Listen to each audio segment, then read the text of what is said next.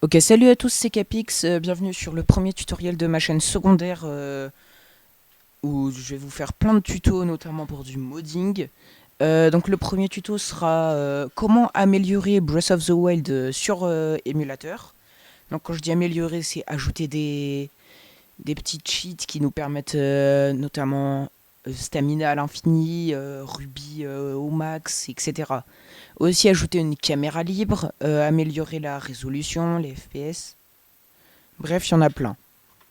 Premier truc à faire, c'est aller sur NX Optimizer. On va aller sur le GitHub pour télécharger. Donc c'est NX Optimizer 3.2.0. Donc je vais le télécharger.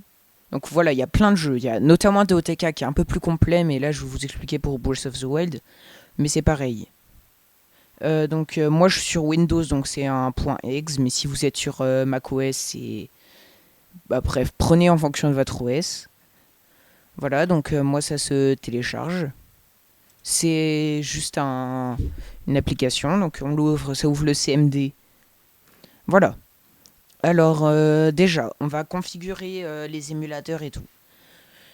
Là, ça dépend de l'émulateur sur lequel vous êtes. Tous les émulateurs sont autorisés, tant que c'est un émulateur Switch.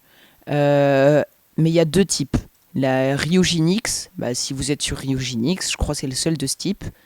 Ou les autres. Je pense comme beaucoup, vous êtes sur Legacy avec Eden, Suyu, Yuzu, Citron, bref, il y en a plein. Ensuite, ce que vous pouvez faire, c'est aller dans Browse et sélectionner un émulateur. .exe du coup, comme je suis sur Windows. Euh, donc, euh, Moi c'est Eden du coup. Donc je prends eden.exe, ouvrir. Donc c'est bon. Ensuite, donc moi les FPS. Là, moi je vais plutôt descendre en 30 parce que j'ai vraiment pas un PC puissant, ça c'est vrai. Menu, bah ça change pas grand chose. FOV, je sais pas ce que c'est. Résolution, je laisse en 1080p. Bah bref, jouez avec ce qui vous plaît. Il y a juste un truc. Donc là, moi, c'est pour Tears of the Kingdom. Mais c'est pour Breath of the Wild moi, que je vais vous montrer. Je choisis Breath of the Wild parce que c'est pas les mêmes trucs. On voyait bien dans TOTK, il y avait plus de trucs. Parce que c'est un peu plus complet, mais c'est le même principe. Du coup, Breath of the Wild, je descends en 30 FPS. Donc voilà, FreeCam, la caméra libre. Moi, je la laisse parce que c'est justement ça que j'ai envie d'avoir surtout. Et qualité improvement, c'est ça. Il y a aussi des fonctions avancées d'ailleurs. La sensibilité de la FreeCam, la speed aussi. Enfin bref. Donc du coup, voilà, donc tout ça c'est bon. Maintenant on va aller dans Cheat.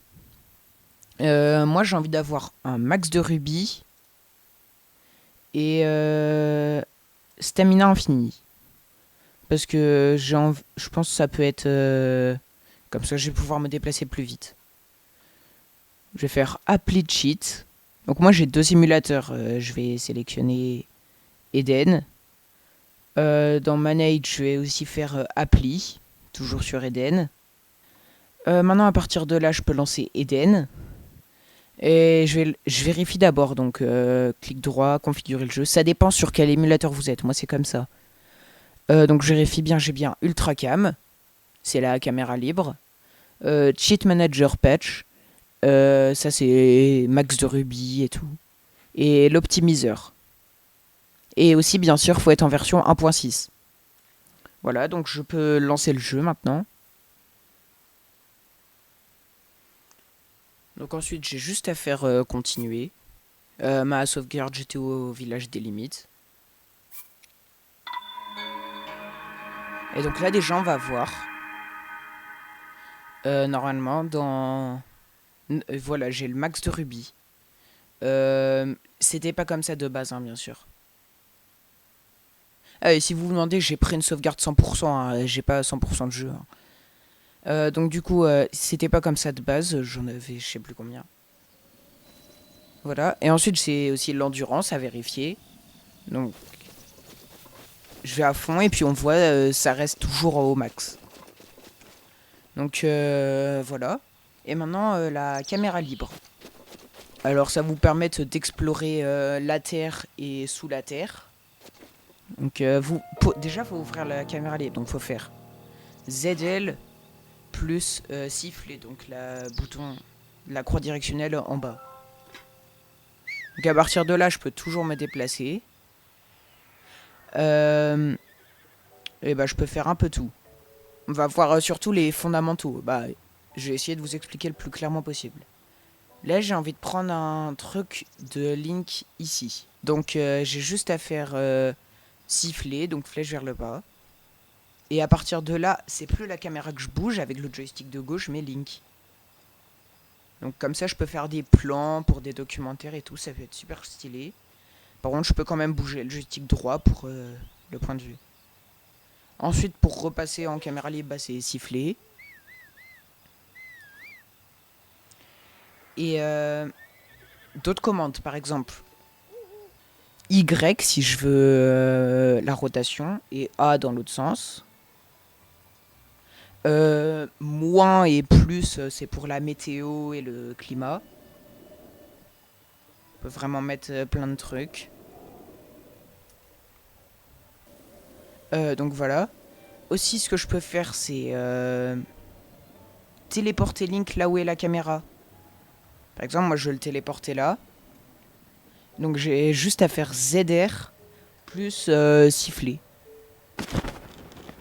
Voilà, donc on voit qu'il y a Link qui est arrivé là. Je vais le mettre là. Hop, comme ça.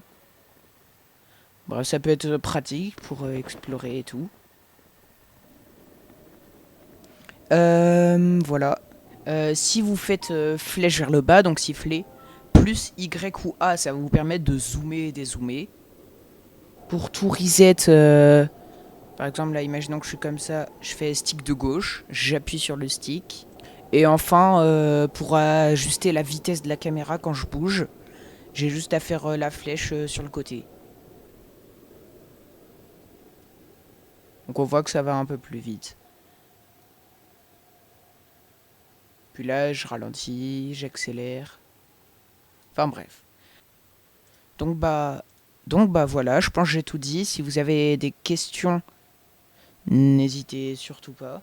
Et aussi, petite annonce, je compte faire une série de shorts explorer Breath of the Wild avec la caméra libre dans les prochains jours. Mais c'est un secret. Hein. Donc voilà. J'espère que ce tuto vous aura plu. Abonnez-vous aussi pour plus de tutos. Et si vous voulez des tutos précis, n'hésitez pas à me le dire dans les commentaires. Sur ce, c'était Capix.